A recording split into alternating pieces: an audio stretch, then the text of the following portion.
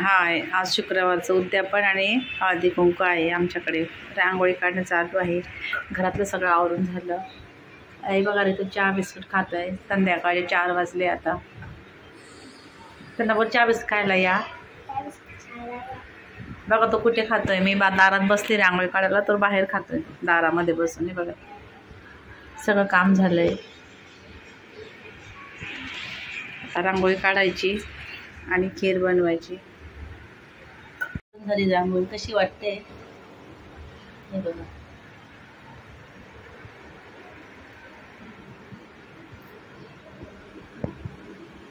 चला मग खीर बनवायला घेते. आता तयारी करते. हे बघा 1.5 लिटर दूध घेतलंय.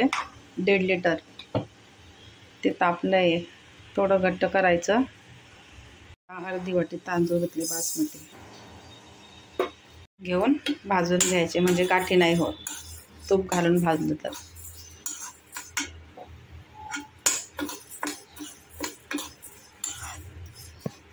ड्रायफ्रूट चिरून घेते म्हणजे लवकर होईल. बघा थोडे खोबऱ्याचे काप आहे आणि विलायची पावडर आहे. जरा मिक्सरला फिरवून घेते कारण ते खोबरं किसतं नाही जात ना, त्यामुळे. साधूक तूप टाकून घेऊ आपण. जसं लागेल तसं टाकायचं तुम्ही. आणि तांदूळ वाटून घेतले. काजू आहे, काजू आहे, मनुके, बदाम आणि खोबरं किस, त्यात विलायची घातली. आता आपण या ते साधूक तूप घातलंय ना, यामध्ये टाकून सगळं.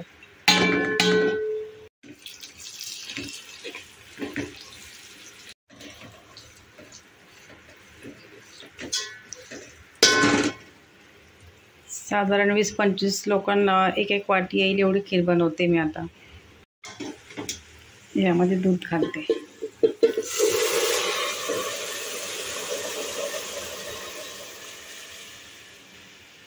आणि हे तांदूळाची पेस्ट आहे ना, त्याच्यामध्ये टाक.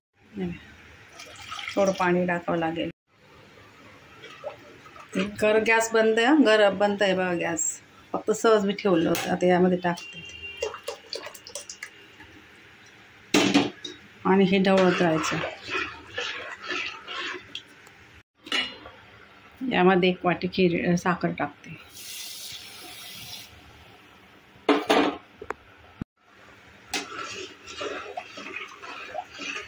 आणि थोडं चवीसाठी मीठ घालायचं. कारण गोडाच्या पदार्थ थोडं मीठ घातलं की चव छान येते.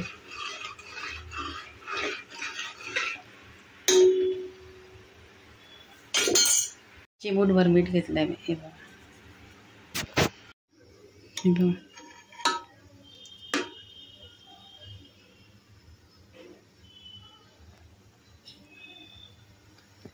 हे बघा कशी वाटते खीर.